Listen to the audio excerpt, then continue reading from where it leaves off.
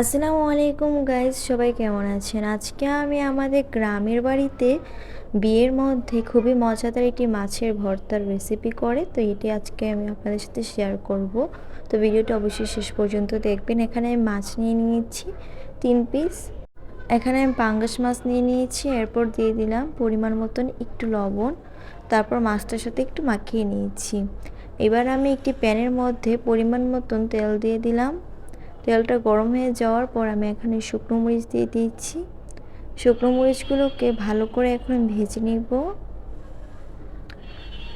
তো শুকনো মরিচগুলো কিছুক্ষণ ভাজার পরই কমপ্লিট হয়ে যায়। আমি এখন আলাদা একটি পাত্রে শুকনো মরিচগুলোকে উঠিয়ে নিয়েছি। এবার আমি ওই তেলের মধ্যেই পরিমাণ মতন পেঁয়াজ কুচি দিয়ে দিচ্ছি। পেঁয়াজগুলোকেও ভালো করে ভেজে নিব।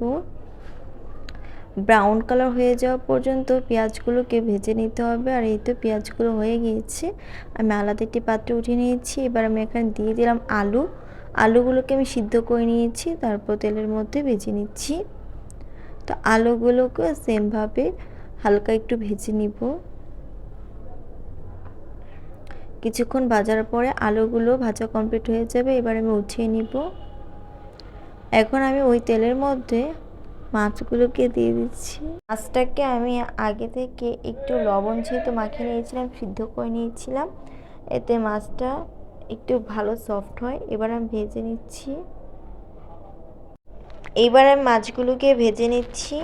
মাছগুলোকে ব্রাউন কালার পর্যন্ত ভেজে উঠিয়ে নিচ্ছি। এবার আমি এখানে 3 রকমের লবণ নিয়ে নিয়েছি। নর্মাল লবণ নিয়েছি, তারপর নিয়েছি টেস্টিং সল্ট, আর নিয়ে নিয়েছিলাম বিট লবণ। তো এবার আমি মাছটার থেকে কাঁটাগুলো বেছে নিচ্ছি।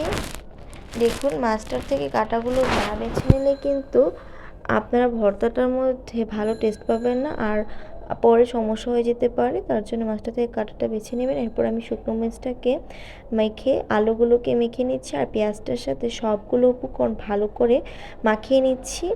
তো ভালো করে মাখিয়ে গোল গোল করে আমি নিয়ে নিব। তো সামান্য একটু তেলও দিয়ে দিয়েছি, এখানে সরিষার তেল দিয়ে দিয়েছি।